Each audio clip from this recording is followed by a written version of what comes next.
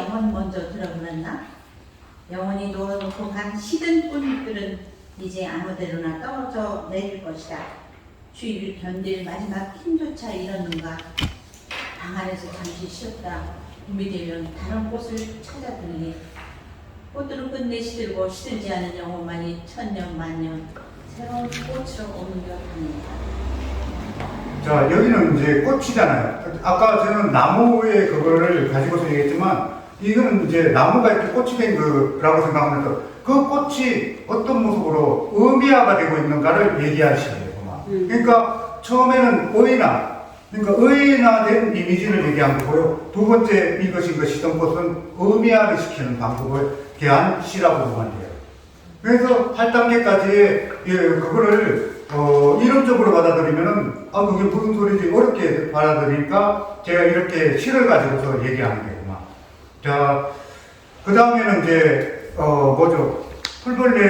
풀벌레들의 작은 길을 생각함 한번 읽어보시죠. 우리 박승희 선생님. 순서대로. 그 순서대로. 네. 네. 풀벌레들의 작은 귀를 생각한 김기태. 텔레비전을 끄자 풀벌레 소리 어둠과 함께 방 안 가득 들어온다. 어둠 속에 들으니 벌레 소리들 환하다. 별빛이 묻어 더 낭낭하다.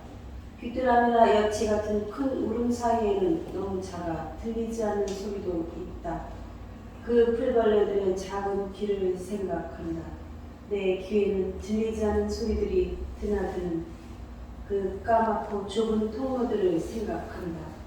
그 통로의 끝에 두근거리며 매달린 여린 마음들을 생각한다. 발 뒤꿈치처럼 두꺼운 내 귀에 부딪혔다가 뒤돌아간 소리들을 생각한다.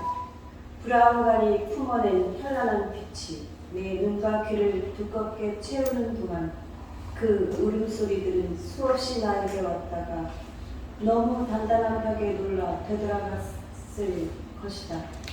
하루살이들이 돌처럼 정등에 부딪혔다가 바닥에 새까맣게 떨어졌을 것이다. 크게 밤 공기 들이쉬니 허파 속으로 그 소리들이 들어온다. 허파도 별빛이 묻어 조금은 환해집니다. 자, 여기에 제가 정확하고 선명이라고 적어놨잖아요. 바로 이게 아까 얘기한 견자적 시각. 그러니까 우리가 관찰자의 눈은 정확하고 선명해야 된다. 바로 여기 8단계까지 얘기한 것 중에 한 가지예요. 이게. 그러니까 이 시로서 생각해 보라는 거예요. 이게 견자적 시각을 얘기한 거고요. 자, 그 다음에 이제 한번 꽃다리를 이렇게 고려하면 시는요.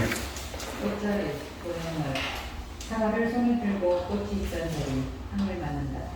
꽃이 피던 자리에는 걸어와서 울던 소리가 남아있다. 아내에게 미안한 일이라 꽃이 얼마만 피어있던 꽃받침을 아내는 기억 못한 것 같다. 껍질로 남은 몇 개 꽃받침은 사과에 듣고 옹혹한 상은 낙하보다 슬픈 시간이 같다. 꽃은 자신을 얼마나 애지중지했는가. 한잎에 쪼개지는 홍옥 소년의 한듯한 희숙씨. 사과 엄마는 그 영성 어린 꽃이 아니었겠니. 그리고 어린 그 꽃은 가수의 아이가 아니었겠니. 자, 여기에 내가 꽃자리를 빈자리라고 썼잖아요. 그 빈자리는 뭘까요? 아까 얘기한 객관적 상관모라요.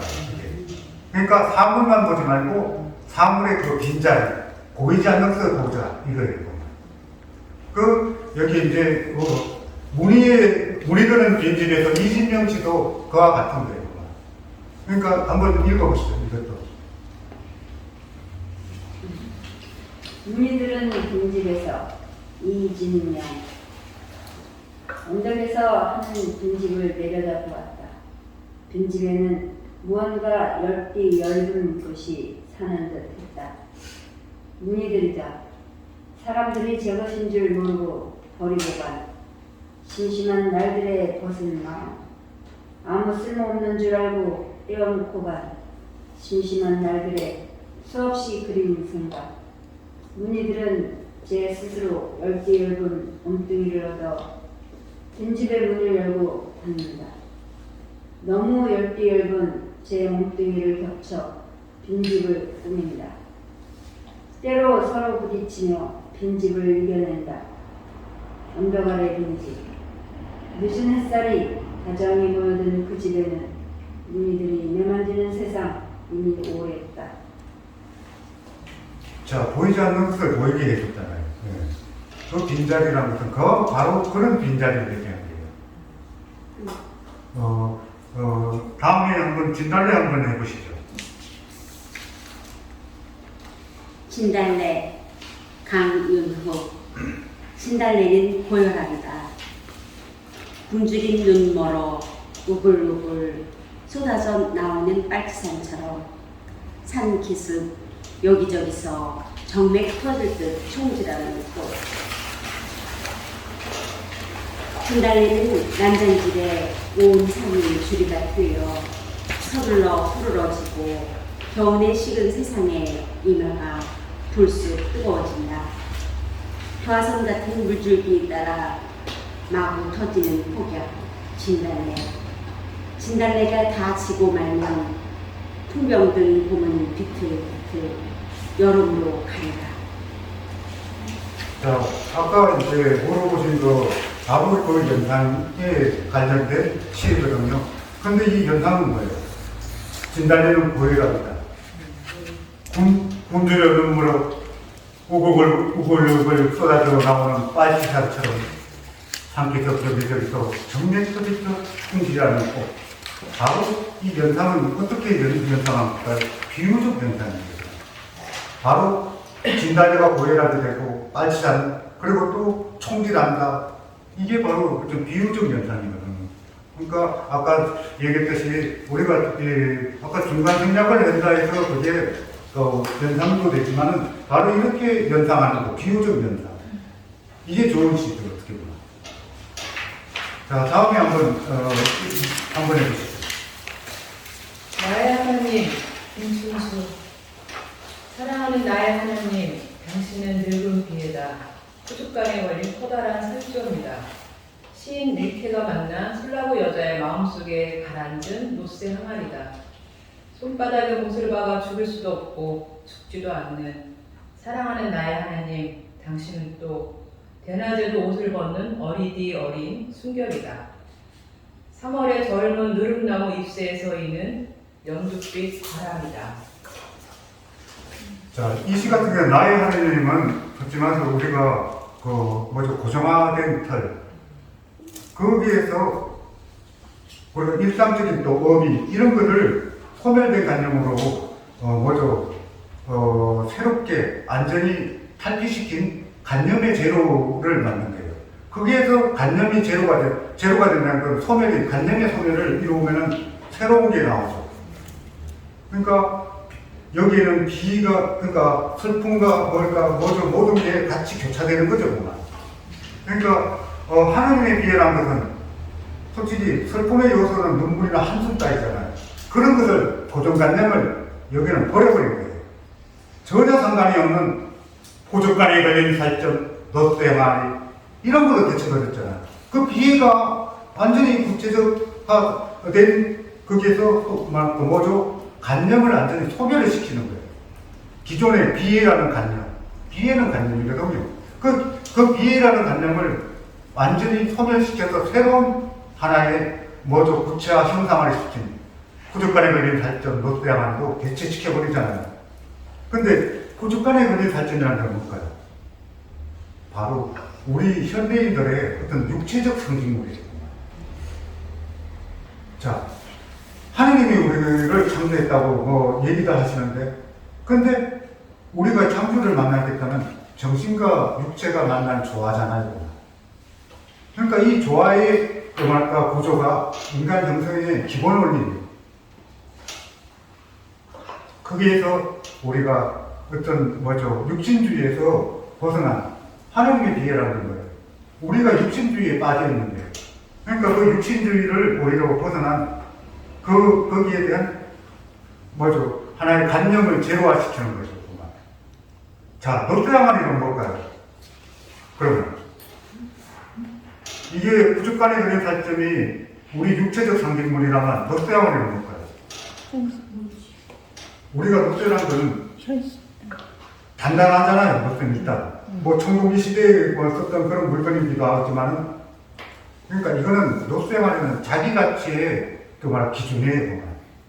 자기 가치의 기준이라는 것은 현대 물신주의를 이걸 대표시킨 거예요.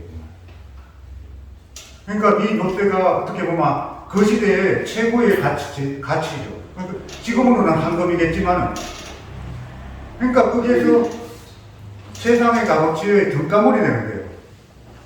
그러니까 이거를 할 때 이런 것을 뭐죠? 부족간에 걸린 뭐 살점 아니면 노쇠 항아리 이런 거를 구체적 사물로 해가지고 비애라는 것을 어떤 관념의 물화를 시키는 거, 관념을 물건화시키는 거, 사물화시키고 메타화시켰다는 게 이런 거예요.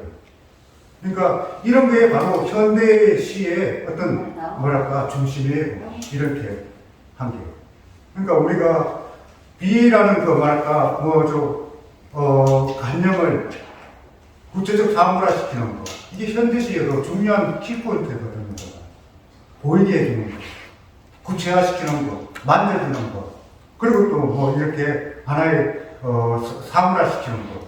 이게 김철준 선생님의 이 시 같은 경우도 굉장히 이 시는 뭐랄까 좀 어렵지만 좋은 시입니다. 자, 여기서 이제 설명을 다 시가 돼 있고, 자, 근데 우리가 상상력을 막연하게 우리가 얘기했잖아요. 근데 이것도 한번 어떻게 키울까요? 바로 여기에 그걸 가르치기 위해서 또 시를 갖고 왔어요. 자, 한번 어린 것들 누가 한번 읽어보시죠. 제가 할게요. 네. 어린 것들 양선이 흰 목련꽃을 봄마연이 조개꽃이 피었어. 밤물이 넘치는 끌어넘친 자국을 엄마 여기 눈이 내렸어. 벚꽃이 지는 걸 엄마 바람이 꽃을 아프게 하는 거야? 좋은 냄새를 엄마 이게 꽃이 피는 냄새야? 겁도 없이 5년 10년 일생이 걸려도 내가 못 가는 거리를 단숨에. 여기 이제 상상력을 키우는 방법으로 내가 여기에 예시를 했지만 우리가 상상력을 키운다는 것은 좀 막연하죠, 솔직히 말해서. 근데 어떻게 생각하면은 우리가 상상력 키우기 위해서는 네모난 것을 동그랗다고 할 수도 있고 동그란 걸 네모나다고 할 수 있는 거거든요. 텔레비전에서 사각형만이 필요 없잖아. 우리 집 텔레비전은 동그랗다 뭐 이렇게 얘기할 수도 있는데, 그러니까 우리가 상상력을 키우기 위해서는 고정관념에 갇히지 말라. 고정관념을 탈피하라는 거예요. 그리고 또 우리가 어떤 작품을 쓸 때 내가 어떻게 하면 좋은 글을 쓸 건가 고민하잖아요. 그렇게 하지 말고 다르게 어떻게 쓸 건가 고민해야 돼요. 내가 어떻게 하면 남들과 다른 글을 쓸 수 있을까? 그 바로 그렇게 하면 뒤집기를 할 수도 있고, 남과 다르게 하기 위해서는 그렇게 또 뭐죠? 고정관념을 완전히 탈피한 거에서 또 더 그거를 역설로 만들 수도 있는 거잖아요.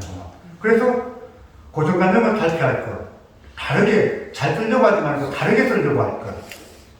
그리고 또 있는 거죠. 상상력을 키우기 위해서는 내가 어떤 사물이나 어떤 사건, 뭐 대상도 좋고 어떤 내가 뭐 생각도, 그러니까 거기에 대해서 어떤 이제 바라보는 우리가 그 생각을, 내 생각에 거기다 초점을 맞추지 말고 바로 그 사물, 사건, 그 대상이 주가 되게 만드는 거예요.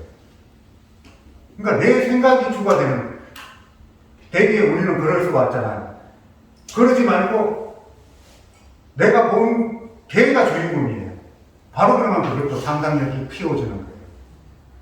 바로 이렇게 되면은 바로 이런 거를 동일화의 원리라 하거든요. 그러니까 내가 뭐 말할까 보고 있는 것이 오히려 걔가 오히려 주인공이 되고 나는 오히려 걔가 나를 바라볼 수 있는 거죠. 그러니까 그게 동일화의 원리예요. 그렇게 보면 상상력이 또 키워지게, 상상력을 키우게 되는 거죠. 그러니까 이 동일화의 법칙은 보통 동화작용이라고 하고 토사작용이라고 하기도 하거든요. 그래서 어떻게 보면 그 어떤 이렇게 내적인 그 사물이 내적 인격화가 되고 자아를 갖추게 만드는 거죠. 나중에 이제 뭐 이렇게 동화사라는 것은 약 개념은 달라요. 그러니까 방금 얘기했듯이 동화라는 것은 그 세계, 그러니까 우리가 있는 이 세계를 내 안으로 끄집어 들어오는 거예요. 그래서 그것이 그 세계가 서로 자아를 갖게 만드는 걸 동화작용을 하거든요. 소사라는 건 뭘까요?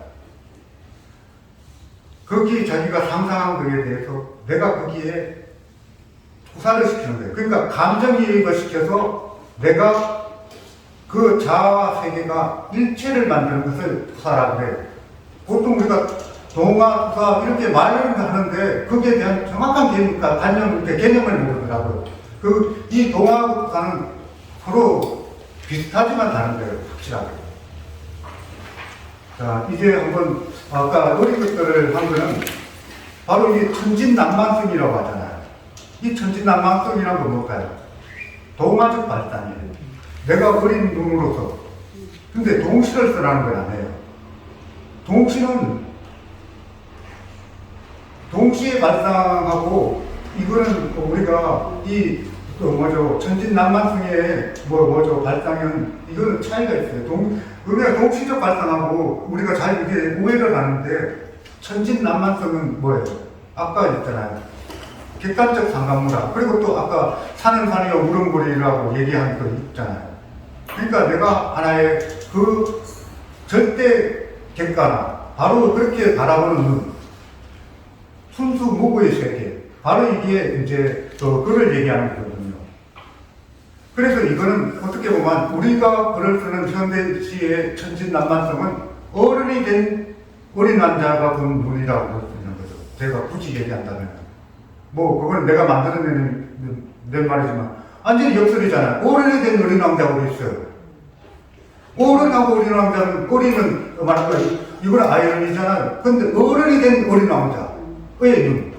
바로 이 천진난만성이거든요. 예. 자, 다음에 한번 또 읽어보시겠어요? 앞에 있으시죠. 네.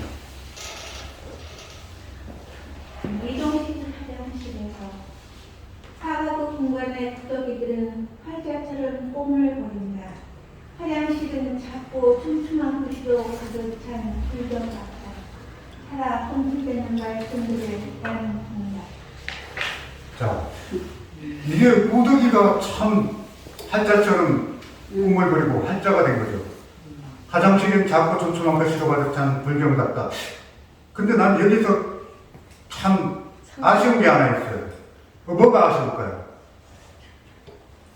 화장실은 작고 촘촘한 글씨로 가득 찬 불경 같다. 살아 꿈틀대는 말씀들을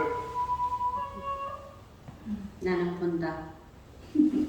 나는 본다. 그렇게 했잖아요. 근데 화장실은 작고 촘촘한 글씨로 가득 찬 불경. 살아온 꿈틀대는 말씀들을 나는 본다. 네. 같다라는 말을 지웠으면 오히려 이 시가 더 강중이야. 맞아요. 자, 이 시 같은 경우는 참 어떻게 보면 나디금으로부터 낯설게 하는 거잖아. 바로 이런 것을 기진기라고 하거든요. 그러니까 발상을 역으로 튼 거죠. 그러니까 이게 역발상의 방법이에요. 예. 생각나지. 그러니까 여기 같은 경우는 오히려 또 같다는 걸 주게 되면은 우리가 텐션이라고 하죠. 그리고 텐션은 긴장이잖아요. 근데 이런 것을 시적 긴장이라고 해요. 시적 텐션. 네. 네. 그러니까 이게 역발상을 하게 되면은 오히려 시가 스스로가 긴장을 하게 되는 거예요. 자, 다음 시를 한번 해보시죠. 소스라치다 한민복 뱀을 볼 때마다 소스라치게 놀란다고 말하는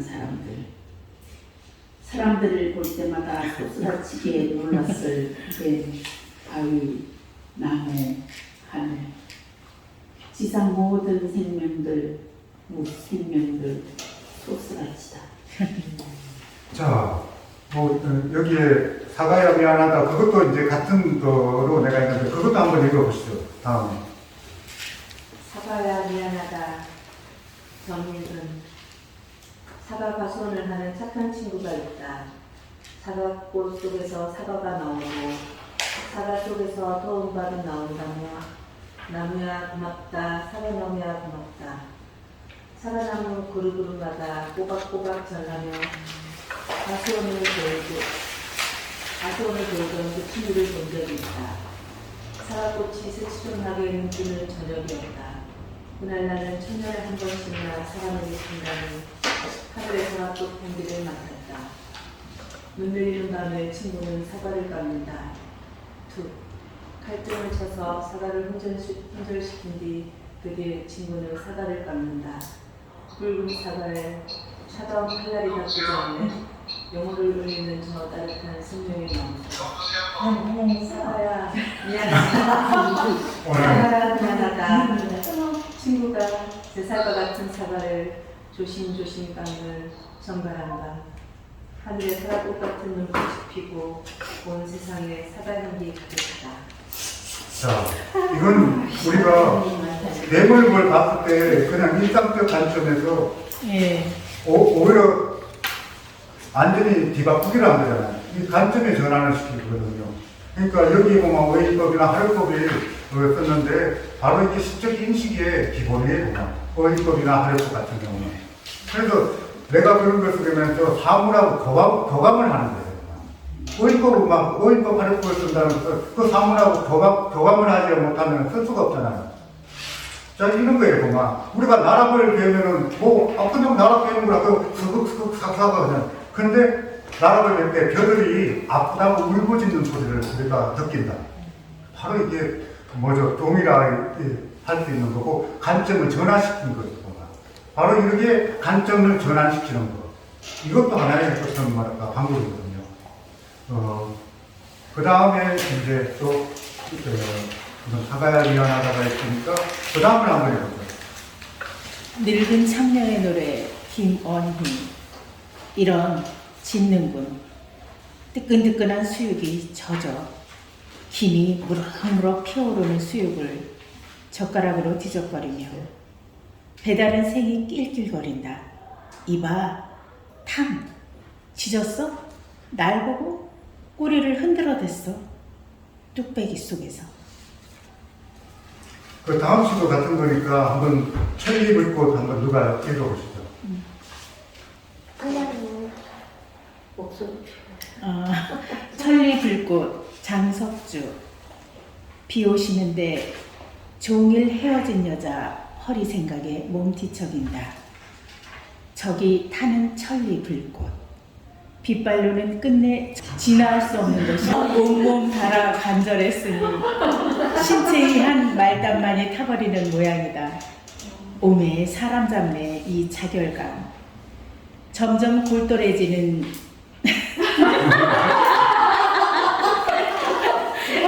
엑슨 생각에 몸이 탄다.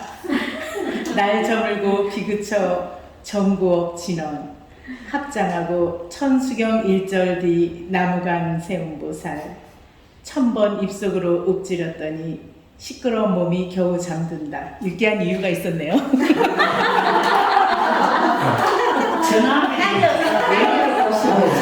제가 이게 김건희 씨를 굉장히 좋아하는 시인데, 김건희 씨가 시 같은 경우는 솔직 진솔하잖아요. 우리가 그랬을 때 우리가 가지고 있는 이렇게 부끄러움, 아니면 약점, 이런 거 내숭을 다 버리라는 거예요. 이 버림으로 해가지고 이렇게 진솔하고 오히려 창의적인 시가 나올 수가 있는 거예요. 그러니까 내가 모식적으로 그런 식으로 자꾸 감추려고 하지 말라는 거예요. 감춤으로 해서 오히려 그 시가 망가져요. 특히 이제 보통 이제 초보자들이 자꾸 자기를 감추려고 그래요.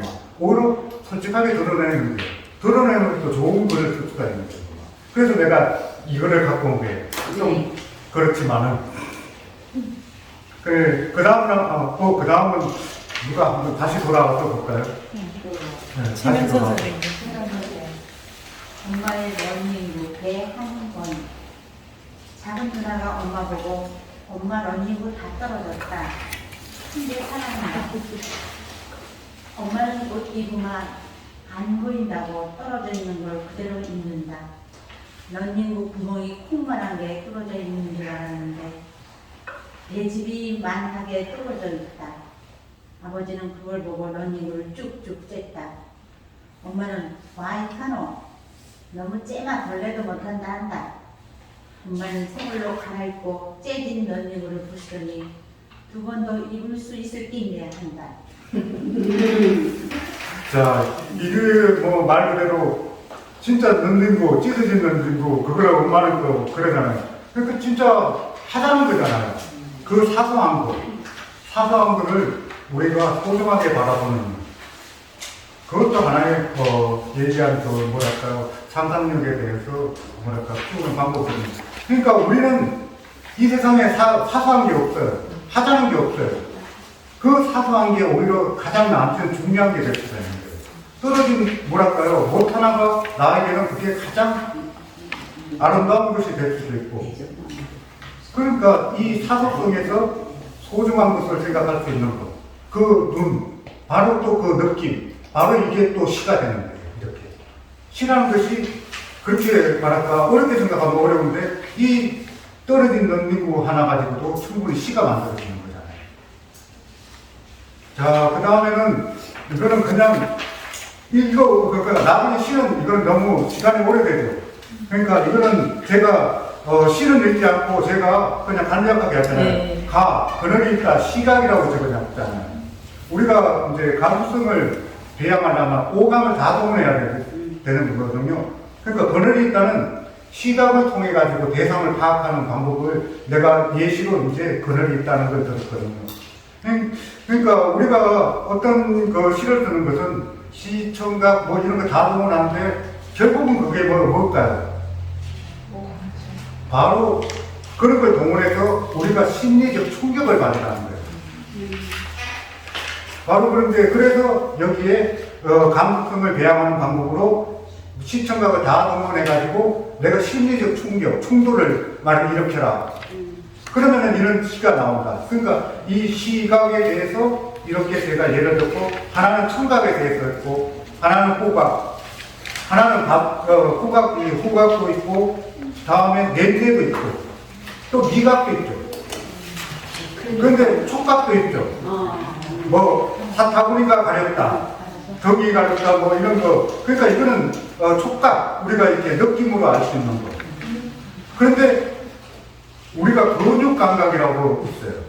근육 감각이라는 거예요. 우리 몸 속에 있는 이 내장 이런 거를 동원해 가지고 우리가 볼 수 있는 거거든요. 그러니까 우리가 이렇게 감수성을 배양하는 것은 그런 걸 다 동원해 가지고 심리적 충돌을 하는 건 충격을 받으라는 거예요. 그렇게 함으로써 이게 우리는 내장 모든 기관까지 뭐 빌어먹을 차가운 심장을 동원해서라도 아니면 뭘 해서라도 사타구니가 가렵다는 걸 동원해서라도 뭐 이렇게 근육 2층에서 공부리는 김재신인데 너무 길어서 이거는 좀 읽기도 그런데 나중에 한번 읽어보세요. 근데 이렇게 우리가 감수성을 이렇게 키우는 방법은 내가 어떤 기관은 이렇게 눈도 시각도 하나의 그거죠. 오감이니까 그런 감각과 그리고 우리가 가지고 있는 육체가 갖고 있는 그런 걸로 해가지고 우리가 심리적 충돌을 일으키면 감수성이 배양이 되고. 그래서 이거는 한번 읽어보시고. 그러니까 여기는 내가 그냥 여기에 뭐 시청각 이런 거 다 써놨으니까 이 시가 왜 이걸 꼰대가 저걸 얼마나 꼬막을까 한번 느껴보라는 거예요. 꼰대예요? 네.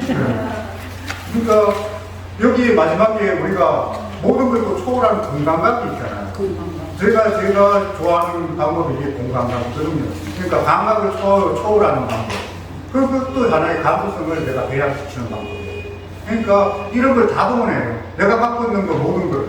그러면 돼서 감수성이라는 것은 솔직히 말해서 감정하고 감수성은 달라요. 그러니까 우리가 감수성을 키우려면 모든 기관과 모든 말과 시청각을 다 동원시켜보는 거예요. 온몸으로 다 써야 되는 거예요. 네, 온몸으로 쓰는 거예요. 네. 자, 오늘 강의 여러분 감사합니다.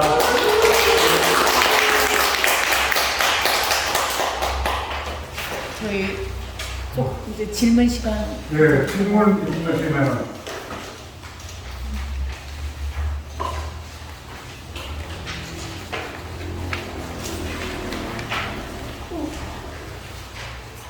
저 질문이 어떤만 들으면 좋아요. 빨리 끝나고 이제 저렇게 한잔하고 가야 되는데. 예. 오늘 이렇게 상상들에 대해서 예. 뭔가 육감 여러 예. 모든 것을 다 동원하는 이런 것들을 구체적으로 읽고 하니까 예. 굉장히 많이 가까이 예. 다가오는 예. 어려움이 많이 소되는 느낌이 예. 들어서 너무 좋은 감이었습니다. 아, 예, 감사합니다. 시인님은 한중에 어떤 글씨를 쓰시는지 어떤 나만의 루틴 같은 게 있는지 궁금해요. 저는 원래 그러니까 야간 스타일이에요.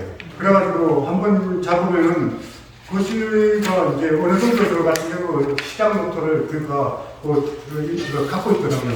옛날 같은 경우는 그 수첩을 갖고 있는데 우리가 그게 하나의 짧은 그 하나의 글귀 그런 거에 기초가 돼가지고 긴 글이 나올 수가 있는 거예요. 근데 그런 시장 노트를 요새 사람들이 잘 안 하더라고요. 그 짧은 단상들, 그 단상에 하나의 긴 뭐랄까, 하나의 작품을 만들 수 있거든요. 그래서 좋은 생각은 늘상 빨리빨리 기록을 해야 되는 거예요. 그만 그 기록해둔 거에서 나중에 내가 이런 생각을 했나? 이런 생각을 했나가 결국은 하나의 작품을 만들습니다. 했나가 하지 않으면 그 절대 안 나와요. 그렇기 때문에 우리가 상상력의 기록도 중요한 거예요. 그 상상력을 그냥 테이프로 보내면 안 돼요. 그래서 그 짧은 단상 노트를 나는 늘상 그걸 만들다. 근데 요새 단상 노트 좋잖아요. 핸드폰. 여기다 기록해 두는 거예요. 그러니까 우리가 그런 무조건 얻어지는 건 아니에요. 그 작은 노력들이 있음으로 해가지고 그게 나오거든요. 네. 선생님 여기 엄마의 연인부에서 예. 그 시 쓰는 법에서 현대사를 한다. 예? 여기 보시면 너무 때려 걸레를 못한다 한다. 주머니 붓기인데 한다. 이런 식으로 예. 이게 고쳐야 되지 않아요? 아니, 이런 그건 식으로 많이 그 대화법을 쓰면서 이렇게 많이 쓰는 경우가 있는데 근데 뭐 이분은 그러니까 지금의 시는 아니고 좀 오래된 오래때 쓴 시라서 그때의 합법이지 지금의 합법으로 얘기할 필요는 없어요. 근데 여기서 느끼는 거는 내가 아까 따로 느끼는 거지 네. 지금의 이 합법을 흉내내라는 게 아니에요. 아니 근데 네. 이렇게 쓰면은 시가 이게 우리가 만약에 30년대 40년대 아니면 꼭 말해봐 60년대 70년대 90년대 뭐 아니면은 2000년대 썼던 시들을 한번 생각을 해봐요. 그럼 합법들은 미래하게 차이가 있어요. 언어는 살아있는 생물이에요. 그때 언어에 맞는 합법이 있는 거예요. 근데 이때는 그때의 언어의 합법이지 이 시 전체가 이렇게 썼어? 시를? 옛날에는 그렇게 썼겠죠. 한다 뭐 이런 식으로. 근데 그때의 합법으로 이해하지 이 시 전체가 나쁜 시는 아니죠. 이 시에서 얻어갈 때를 얻어가라는 거예요. 그때 합법을 따지면 한도 끝도 없는 거예요. 근데 그 시 자체가 가지고 있는 좋은 거를 내가 갖고 가는 거예요. 근데 합법 가지고서는 그거는 할 필요는 없어요. 언어는 살아있는 생물이에요. 그렇기 때문에 그 언어를 가지고서 그 합법 가지고서 따질 일은 아니거든요. 예, 예. 저도 같은 건데 저는 이제 내용적인 건데요. 엄마의 연인부가 저는 이 시를 보면은 살짝 좀 일기식 같다 또는 있는 그대로 썼다 그래서 요즘에 왜 아까 우리가 앞에 나온 그 은유라든가 어떤 거를 했을 때 그 뭐 단계를 상상의 초월적 단계로 갔을 때는 시가 어려워져서 이런 시가 어떻게 보면 좀 쉽게 쓸 수 있는 쉽게 쓰여지는 시 요즘에는 왜 예를 들어서 뭐 내가 뭐 오늘 전철을 탔다 뭐 이런 식으로도 시가 막 시작을 하잖아요. 그러니까 이런 시들이 과연 이거를 기존의 시에 비하면은 굉장히 쉽고 편하고 좋은 시라고 볼 수가 있는데 기존에도 이런 스타일을 쓰는 분들이 있어요. 그런데 이런 거예요. 우리가 보통 이제 상상력을 가지고 얘기하면 보통 수필을 사유적 상상력이라고 소설 같으면 허구적 상상력 그리고 또 시 같으면 미적 상상력을 기초로 하거든요. 바로 그게 기본이지 수필, 소설 뭐든 간에 거기서 추가되는 그 사유고 허구고 그리고 또 미적인 감각이지 거기에 다 포함이 돼 있어요. 그렇듯이 여기에 이 시도 하나의 모든 것이 쉽게 뜬다. 이것도 말할까 그 하나의 시 쓰기의 하나의 방법이고 그리고 또 이런 시를 잘 쓰면은 또 모든 사람들한테 이해를 얻어주는 거예요. 그러니까 내가 이 시도 잘 쓰라는 거예요. 그러니까 우리가 이제 좋은 시, 나쁜 시는 없어요. 내가 잘 쓴 시, 못 쓴 시는 있어요. 그러니까 내가 잘 써야지 되는 거예요. 보면. 이 시는 쉬운 시지만 잘 쓴 시예요. 예. 그러니까 내가 좋은 시, 나쁜 시 그런 거 따질 필요가 없어요. 내가 잘 써야 되는 거예요. 맞아요.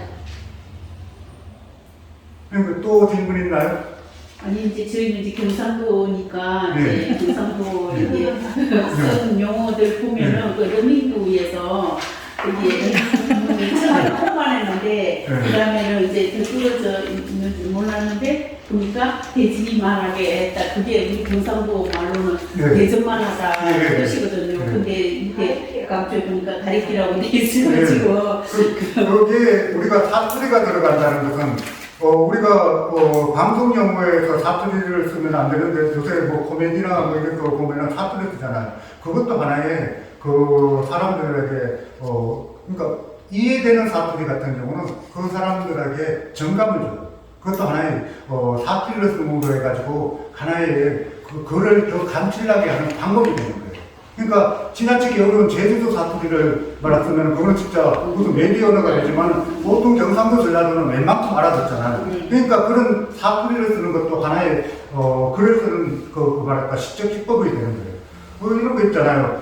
우리는 하지 말라는 게 많아요. 그만 형부를 조심하라. 근데 형부를 조심하라는 거 성명보다 부사를 조심하라는데 솔직히 말해서 우리가 간념 언어를 말할까 썼을 때 만약 사람이라는 것은 뭐랄까 한자어는 아니지만 그것도 간념 언어예요.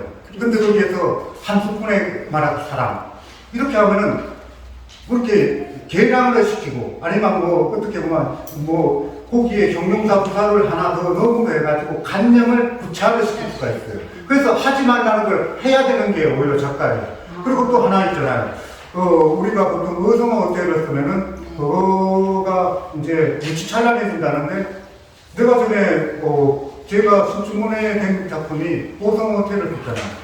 오성어태를 쓰므로 해가지고 더 이게 선명하게 보이게 되잖아요. 그런데 지나치면 안 된다는 거지. 그걸 쓰므로 해서 오히려 거기에 감칠맛도 나면서 오히려 선명성도 주면서 오히려 우리가 몸으로서 그냥 탁 느끼게 되는 거예요. 그러니까 내가 그때 오성어태 예전에 강의했을 때 내가 그거를 못 가르치고 내가 그거를 텍스트로 만든 작품인데 엉뚱하게 내가 착한 일 해가지고 생각봐. 근데 그걸 이제 낸 거예요. 근데 우리나라에서 그 어성어태를 가장 잘 쓴 시인이 누군지 아세요? 김영랑 시. 근데 지금 가장 안타까운 게 김영랑 시인의 뒤를 잇는 사람이 하나도 없어요. 그래서 내가 예전에 어성어태를 강의하면서 김영랑의 시를 완벽하게 이해하면은 그 사람의 후배자가 된다. 그러니까 어성어태도 적절하게 쓰면은 그 시가 감칠맛이 나거든요. 김영랑 시가 그렇잖아요. 그거는 유치찬란하지 않잖아요. 어성어태를 쓰는데도 감칠맛이 나잖아요. 바로 그런 그 김영랑 시기의 어떤 어성어태를 쓰는 거예요. 그리고 제 시도 이제 거기에 시춘에 된 그 시도 어성어태를 썼잖아요. 그런데 그걸 쓰므로 해서 오히려 더 다른 사람들 보기에는 선명성도 있고 오히려 더 느낌이 더 확 오는 거거든요. 그러니까 그거를 우리가 나쁘다고 얘기하는 것을 나쁘다고 생각할 필요는 없어요. 우리는 그걸 탈취시켜야 돼요. 하지 말라는 걸 우리는 해야 돼요.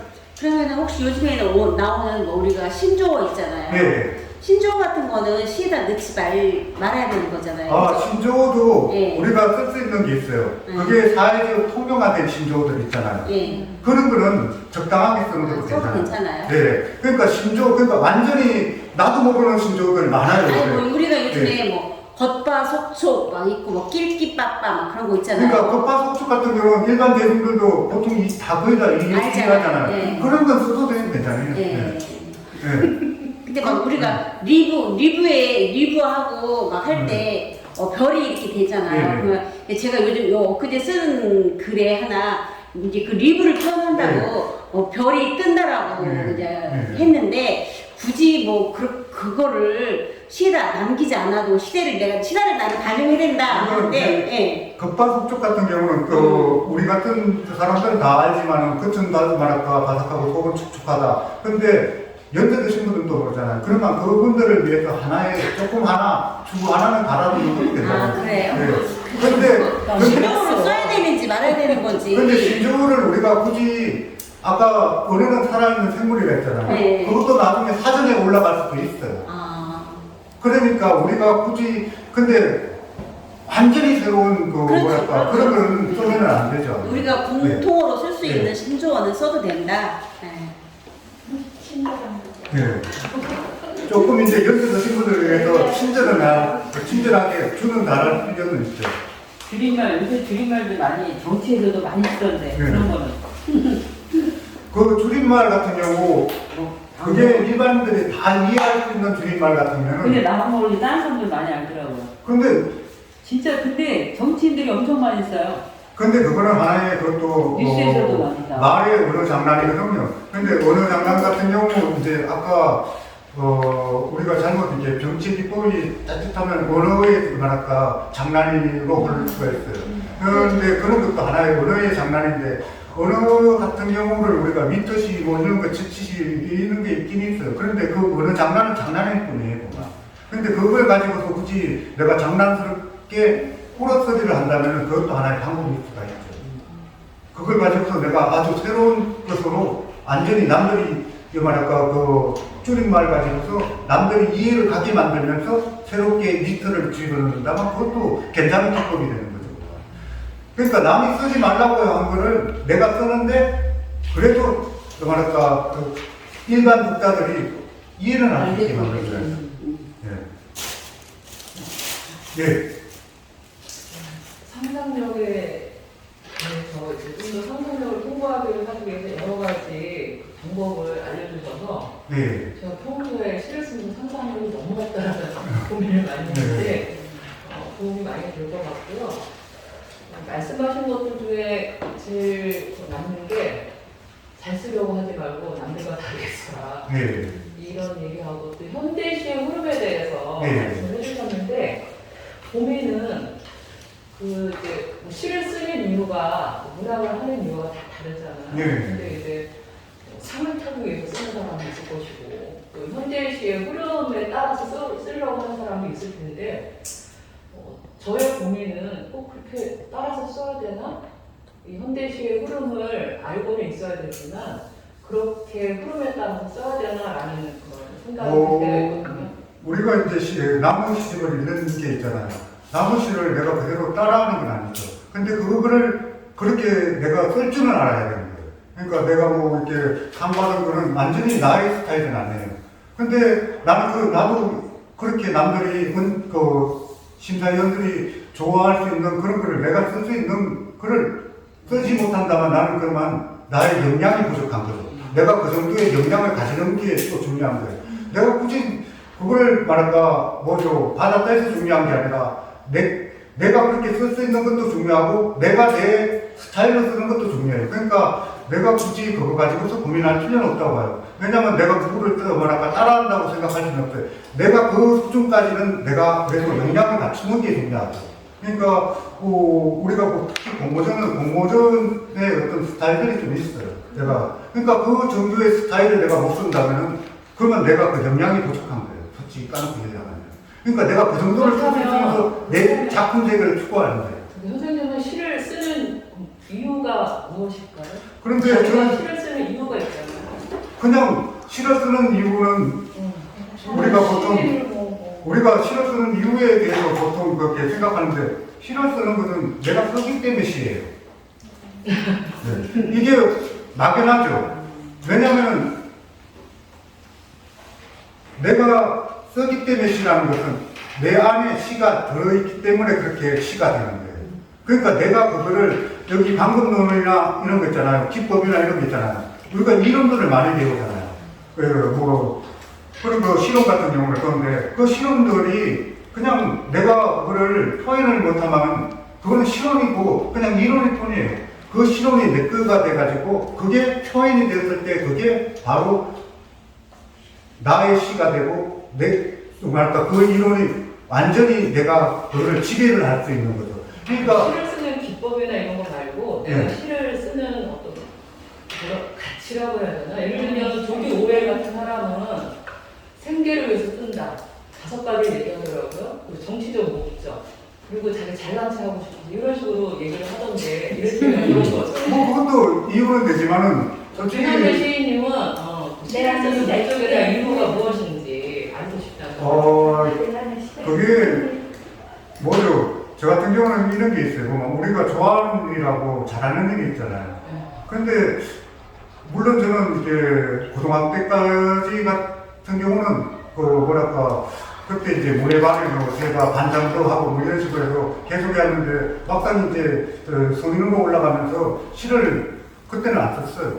근데 누나가 시인이라 돌아가신 누나가 시인이다 보니까 네가 잘할 수 있는 게 시라고 얘기하더라고요. 그러니까 내가 잘할 수 있는 일을 하는 거예요. 솔직히 말해서. 그리고 잘할 수 있는 걸 하다 보니까 뭐 이렇게 상도 받게 되고 아니면 뭐 내가 또 그게 또 잘할 수 있는 거는 또 좋아할 수 있는 계기도 되는 거잖아요. 그러니까 우리가 무슨 뭐 상금을 받으면 저는 당연히 경제적으로 도움도 많이 되고 그렇기 때문에 또 공모도 할 때가 많았겠지만 근데 그 경제적인 도움도 있지만은 내가 잘할 수 있는 일을 생각하니까 그게 가장 내가 잘하는 일이다 보니까 그래서 시를 쓰는 거고 솔직히 말해서 내가 시를 왜 쓰느냐 하니까 나도 이제 갑자기 빈정감에 가는 느낌이에요. 근데 가만히 생각하면 내가 잘할 수 있는 일이에요 그게. 그럴 수밖에 없는 일이에요. 산이 있으니까 오른다.